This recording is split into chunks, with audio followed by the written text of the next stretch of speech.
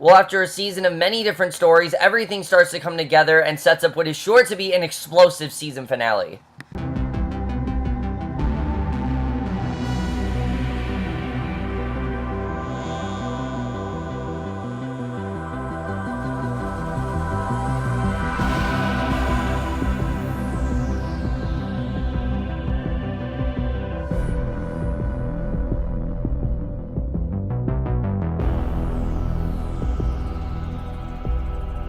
Hey guys, Cameron for Stranger Things, Season 1, Episode 7, The Bathtub, and I obviously was definitely looking forward to this episode for two reasons. One, as you guys know, I loved Episode 6. I think it's the best episode the show has done, but also because it's the penultimate episode, and I was definitely looking forward to seeing what they were going to set up for the season finale, and I have to say, I mean, as much as I loved Episode 6, this was the best episode this season. I mean, things are really starting to come together, things are really getting crazy, and I have no idea what's going to happen in the finale, and that's all the better for it. I can't wait to see what ends up going down, because this really was a crazy episode. There's a lot of things that get resolved in this episode, but a lot of things that aren't resolved as well, which I do like. I mean, things are definitely resolved in terms of characters being divided, but in terms of, you know, the bigger things, like finding Will, those things are still not done, obviously. Those things need to be done in the finale, but let's get in this episode because there was a shit ton of stuff to talk about. Even though the episode is 41 minutes, I mean, this is probably the most eventful episode we had of Stranger Things so far, and that's something I think Stranger Things does very well. Than one of the things it does best than any other Netflix show. One,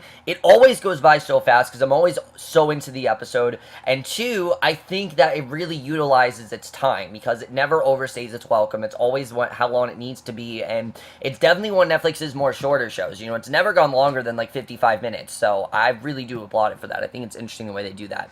So I love the way the episode starts with, we see Eleven and Mike, and she's taking her makeup off and her wig and everything, and she asks, you know, how do I look? And he says she still does look beautiful. And I genuinely feel that Mike does feel that way, that he's not just saying this to compliment her or just impress her or try to make her feel good. He generally, I think, does think that Eleven is beautiful, and I definitely really did like that scene, and it's sad. You definitely do feel bad for Eleven. That's something I think Millie Bobby Brown, like I've said, has really conveyed well this season, in showing that Eleven really kind of just wants to be a normal girl, but she's not that way at all, and there's not really much she can ever do about that. As much as she wants to be one, she just can't, and it's sad to see, but it definitely, that really sucks. But I like the nice bonding moment they have. But it's immediately cut short once Lucas warns Mike on radio that the bad men are coming, otherwise known as Brenner and his scientists, and we get a very E.T.-esque escaping scene, but I don't really think nearly the amount of stuff that's done in the scene was done in E.T. We see Mike, Dustin, and Eleven. They flee the house. They narrowly escape with Lucas, with and it's a very crazy scene the way that was done. I mean, there's so much great stuff about that scene. They have to flee from the house before Brenner and his crew can apprehend their assets. I thought that was an incredible scene, and they pass by a bunch of different obstacles, but the thing that I love the most about that scene is Eleven literally flipping a van with her abilities to ensure they escape. That was awesome. I love that. That's the kind of stuff I love on this show. That's the kind of stuff I love seeing, and that's the kind of stuff I think that has defined this entire season. I absolutely love stuff like that, and I think that in general was enough to really get me to love this episode, because I really love what they did there. So they do reach their junkyard base, and after getting free, Lucas and Eleven do apologize to each other, which I like that they actually did apologize here. You know, Lucas talks about how he feels bad and that he thought that she was this way, because Lucas, if you remember, he's been the most tentative about Eleven joining the group. He's always felt that she's had ulterior motives. He's always felt that she's been someone they can't really trust, and she really has proven her trust, and I thought it was a good scene. It resolves that very well, and I like that it gets rid of any unnecessary blood between those two, because they didn't really need to be fighting anymore, and I like that Lucas, you know, just, you know, kind of agreed. I mean, is he always going to agree with Eleven? I don't think so, but I think he just realizes, you know, why she needs to be in the group, and why they can trust her, and, you know, what the point of her really is, and how she's going to help them, because obviously they're all there for one mutual purpose, and that, of course, is to find Will, which I definitely did like seeing. So that stuff I really did like seeing as well. But like I said, as I predicted in episode 6, this is the episode where all three of the storylines we've been following all season finally come together in this episode, and that's something I definitely really did love, because we see Hopper and Joyce find Jonathan, obviously because Jonathan was at the police station and Joyce came down, wondered what he was doing. So we have a nice moment there where Jonathan's talking about what he did, and I thought it was a nice moment to catch up with everyone. I definitely did like seeing that, and Jonathan reveals his knowledge about the creature to his mother, and I love the way that Nancy's like, we know about the creature, we know about 11, we know everything, you don't need to tell us anything. They already know everything they need to know. They know pretty much everything they're probably going to tell them, and there's not really much else they need to talk about, because they already know exactly what she's going to say. So I thought that was definitely very interesting. I really did like that. But the more interesting part here is when Brenner talks to the Wheeler parents to find out they've hit 11, and he pressures Karen to trust Brenner, that's the best thing to do, is to trust Brenner. And when he says that he's trying to protect them and not let anyone else get hurt. Now, I really don't believe this at all. I don't really think that Brenner is trying to protect them. I think deep down kind of feels like he is, but we obviously know he wants to use 11 for, like, weapons and things like that. I mean, he's not using her to kill her. I think he's using her, like I said, for weapons and to do all these, crazy evil tactics that he wants to pull off. I think we definitely do see that. And again, I think that's something that separates this from being a complete E.T. ripoff, is that he wants to use 11, for a much more evil purpose than in E.T., where they just want to examine him. And I can't really make that comparison enough. I know a lot of people are still saying that, but I would completely agree. So she's pretty skeptical, obviously, but Mr. Wheeler says that they work for the government and that they're on their side, and I mean, I don't really blame them, because there's not really much they can do in this situation. They just feel that the best thing to do is to listen to the government. He was also clueless to the notion that Mike was hiding 11 in the basement for a week, and Mr. Wheeler really is, I think, the most clueless of them all. He's the one that has no idea what's going on. He's the one that hasn't seen anything going on here, and I do hope that maybe they give Mr. Wheeler a bit more to do, because he's a bit of a dumb character, because he doesn't really know, well, he's not really dumb, but he doesn't know anything that's going on. So hopefully, in Season 2, maybe they'll give him more to do. Maybe even the finale will give him more to do. But we've not seen much of this guy. We've seen Karen most of the season. We haven't really seen Mr. Wheeler, and I hope we see more of him next season. But another thing I love of this episode was what they did with Steve, because after beating up Steve, it kind of seemed like Steve was done.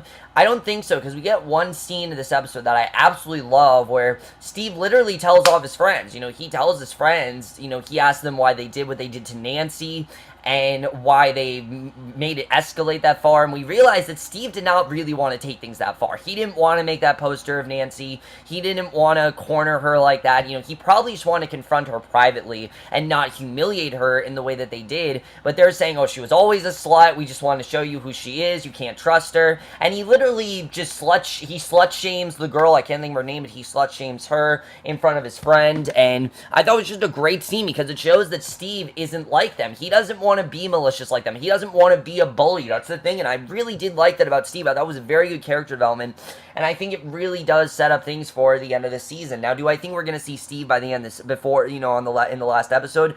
I don't know, but I do think that they've done a very good job of redeeming Steve. He's gone from this guy that just wanted to get in a girl's pants to a guy that genuinely cares about a girl, and he doesn't fully understand those feelings. But again, Steve is kind of a creeper because he's still creeping on her, but you understand why he is. He obviously cares about her. He obviously wanted to confront her, and he really just wanted to know what was going on. And his friends took it way too far, and they're really not his friends, and I think he's realizing that they're not his friends. He's more mature than them. He doesn't, they don't really deserve him, and I thought it was a really good scene. Definitely really did like that, and stuff like that. I mean, that's something that I just think worked very well in this episode. Little scenes like that, like I said, really wrapping things up before we get to the finale. So, later in the police station, school bully Troy tells Hopper about a girl with a shaved head and special powers, and they already know about 11, but he has to find 11 and the boy before Brenner does, and deliver that message to Mike via walkie-talkie so he can come rescue them before Brenner's people get to them. Now, I definitely really like that scene. I thought that was, and especially with Mike not wanting to say where 11's location was. That's something I definitely really did like, because they try to contact him, and I like that Nancy was the one to get through to him, that Nancy was on the line, and at first he didn't want to talk to Nancy, but then he did in fact talk to Hopper. I mean, they were obviously very tentative, but they did in fact give up their location, and finally, then we get everyone meeting up. Everyone's now together, and it was just a really great, satisfying scene, because all these characters have been separated all season, and finally everything is coming together, because they've all been there for a purpose, either to find Barb or to find Will, and I like that we're reminded that here. So they need 11, obviously. Their main mission here is that they need 11 to locate Will and Barb with her special powers, but she can't do it because right now she's very low on power, we realize. And I like the way that Mike, Lucas, and Dustin were explaining 11 to Joyce. I thought that was a very well done scene, the way they're trying to explain how they feel about her. I definitely really did like that. But what I liked even more was the scene after this between Nancy and Mike. Like I said, I think the smaller scenes really just comment this episode very nicely, with Nancy and Mike talking, and Nancy asking Mike, do you like 11? What's going on between you and 11? And him saying, immediately saying no, obviously seeing that he does like 11. I think we've always known that Mike sort of has feelings for 11, but he's saying no, he's being that typical preteen boy that doesn't want to admit that he does have feelings for a girl. And I like that she said, let's not hide things from, let's not hide things from each other anymore. Let's try to just be, let's try to be truthful with each other. I think it really just assembled their trust very well. We haven't seen a ton of Nancy and Mike together, but it does show that they really have solidified that trust, and I definitely really did like that, and it shows that they do have a very good bond, and it's something we just haven't seen a ton this season, mainly because, they've been so separate. And there was also some very fun stuff, like when Nancy said, is that my dress? We're reminded that 11's been wearing Nancy's dress the whole time. I thought that was a very fun scene, and I definitely really liked the way that was done. And I'm hoping we get more with Nancy and Mike in Season 2, because we haven't had a lot of them together, but I feel like something in Season 2 is definitely going to give us, even though, this is the penultimate episode, I think something Season 2 definitely going to give us is a lot of characters together. I think it's going to be less people separate and more everyone's going to be together, which I definitely do like. I think everyone being separate has worked this season, but I think it definitely is going to be everyone together next season. So basically, 11 comes up with this idea that she can do it in the bathtub that she used to be forced into, because that was the way that she was able to contact the monster before, if you remember, and that's something, like I said, that was definitely going to play into this episode. I didn't know what extent, but I knew, obviously, it was going to play, and that's something I definitely really did like. So, obviously, they need to find a way to, get in the bathtub and everything, and they basically formulate this plan to make a sensory deprivation tank to amplify Elle's powers, but they do it in this very cool way. Dustin calls their science teacher and asks him about sensory deprivation. He can tell, obviously, there's something going on, but by doing that, they're able to make this tank, and again, I just thought it was really cool just seeing how they were able to do this, and they find out how to build it, and it's basically a little pool with 1,500 pounds of salt and science goggles with black tape over the eyes, which is interesting, the way that we saw that. A very well done scene, let me just add. I definitely really did like that overall, and I thought it was really cool the way this was done. But by far, the highlight of this episode, I'm sure you guys will agree with me, is that bathtub scene, because I think it's all really been leading up to this with 11.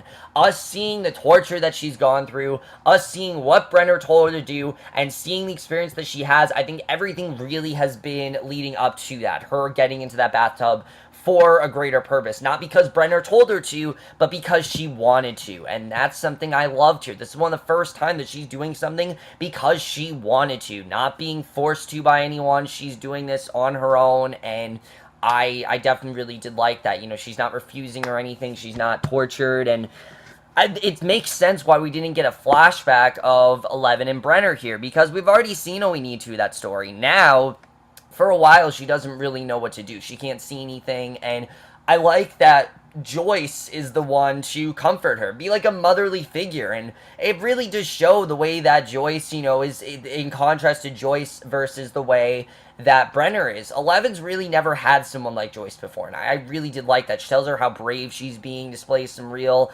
maternal instincts. I really did love that scene overall, the way she's comforting her, and it's a stark contrast that 11 was used to under Brenner's role, and I really love that scene. I just thought it was very well done, the way that Joyce was able to help her with that, because Joyce can be that motherly figure, even when she's not, actually 11's mother. She can be that figure, because 11 hasn't had that motherly figure in her life. We know that her motherly figure, Terry, is catatonic, and she obviously is in some sort of trance or something like that, probably freaking out because her daughter was the way she was. But other than her, she hasn't really had a mother to help her with her powers, and she kind of needs someone like Joyce. And I kind of do see Joyce maybe becoming a motherly type figure for 11, because it seems like she really needs someone like that. But I like that she's the one to save her, and she sees Barb, who's covered in what looks like a black, slimy, decaying Weber cocoon, and it looks like she's dead. I'm pretty sure that Barb is dead.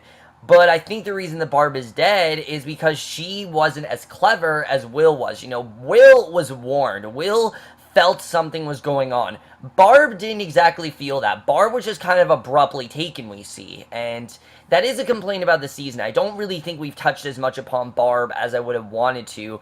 But I think they have done a good job with, just making her dead, because she hasn't been nearly as important as Will. But then 11 finds Will, who was hiding in Castle Byers, the fort that he would frequent on the other side before it was taken. And I like that we saw that scene, because that, again, even that flashback was very important to this episode. And he looks very rough. His skin's a shade of blue. He looks near death. And Joyce tells 11 to tell him she's coming for him. He needs to hold on a little longer. Suddenly, smoke envelopes the room, and he completely disappears. But now at least they know where the gate is and how they need to get to Will. They just need to break into Hawkins' lab to get there. And we get this great scene where Hopper's about to go on his own, but Joyce forces him to go with her. She says, I'm not going without, you're not going without me. I'm going to find my son. He's my son. I'm going to do whatever I can. And I love that. I love that they're going to go try to break into Hawkins' laboratory. And meanwhile, everyone else goes into the high school, the middle school to construct the tank in the gym. And they're basically trapped in the gym for the rest of the episode. Mike, Dustin, and Lucas, they're in there with 11. And also Nancy and Jonathan, they're in there as well.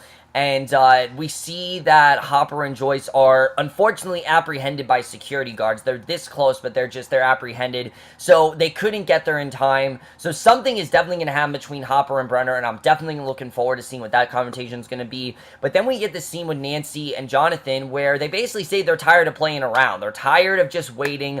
They're tired of letting this monster get their friends, and they're going to go try to kill it. That's what they're going to do. They're going to go try to kill it with all the weapons that they have. They steal their hunting gear back from the police station, which I didn't pick up upon, but obviously would make sense, because knowing Jonathan was arrested, they'd obviously steal, because they didn't really know what they needed it for.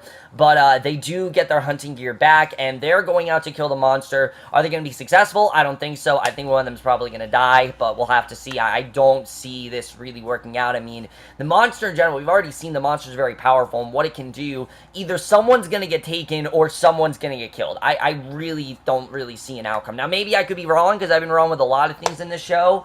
Remember, there was a time when I thought 11 was Hopper's daughter, but this, I think, is pretty true. I don't really think they're going to survive this. I think someone is definitely going to get killed. Is it going to be Nancy? Is it going to be Jonathan? I don't know. I think it's probably going to be Nancy, but we'll have to see. So then the end of the episode, we get this scene where we see an incapacitated Will. He's shown singing in Castle Byers, should I stay or should I go, as the monster breaks in, just waiting for Joyce or someone to arrive, and the monster basically is about to attack him, you can tell, and that is the way the episode ends, and I thought it was the perfect way to end this episode. So like I said, I think this episode really set us up very well for the season finale. I can't wait to see what ends up going down in that finale. I think it's going to be a really crazy episode. There were so many great scenes here between the bathtub and, like I said, just a little amends, like what was going on between Nancy and Mike, things like that. I really did like that. Or Steven realizing that he's not like his friends, I thought was really great. And even just seeing all the characters finally come together really just feels very satisfying, and it really seems like everything's really starting to come to a halt, which I really did like, and I think just worked really well in this episode, and just seeing everyone come together, seeing everyone go on this mission. Now, Nancy and Jonathan, are they actually going to be successful? Are they going to be able to kill this monster? I don't really know what's going to happen there. I think, like I said, someone's going to get killed, but we'll have to see what happens with that. Hopper and Joyce, how are they going to get past these security guards? Because obviously they see them, they were this close, and what's going to happen with Brenner? I think there's definitely going to be a confrontation there, but I think 11's also going to play a major role in this, because he wants 11. That's really what this is all about. He wants 11 back, and I think he doesn't know they're harboring 11, obviously, but he definitely does want 11, and we'll have to see what's going on with that, you know, what that conversation is going to be like between Hopper and Brenner. I'm definitely looking forward to, because there's a stark contrast between the two of them. You know, Hopper wants to help everyone, while Brenner only really wants to help himself, and I think that's something we definitely do see there that I'm definitely looking forward to seeing. Is Barb dead? I mean, I'm pretty sure 11 probably most likely saw her dead, so I'm thinking she's dead. But at the same time, we know Will's not dead. So are they going to be able to get to Will? That's the big question here. Is, are they going to be able to get to Will in time? Is Will going to get killed off? I doubt that Will's actually going to die. It would be very unsatisfying if that happened, and the show is not one to unsatisfy me. So I really do feel like they are going to get to Will, but we'll have to see what happens with that. Overall, I think this was the perfect penultimate episode. I know I didn't have a ton to say about it, but that's because, like I said, it was only 41 minutes. There wasn't a ton to say, and it was just a lot of characters coming together, making these amends before the big finale happens. But the finale is going to be crazy. I know it's going to be insane. I know a lot of stuff is probably going to happen, and I am definitely ready for it. I definitely, let me know what you guys thought of this episode. Love to hear your thoughts on it. I absolutely love this episode. I thought, like I said, was the perfect penultimate episode. One of the best penultimate episodes I've seen in a while, honestly. I really think this is one of the best, you know, when a penultimate episode, everything really needs to come to a halt. Everything needs to set up the finale, and I think this episode did it the best out of many shows I've seen in a while. But let me know what you guys thought of this episode. Love to hear your thoughts on it. We'll see you guys in my next video, which will be for the season finale of Stranger Things, which obviously, like I said, I'm so pumped for. And I will see you guys for that. Okay, bye.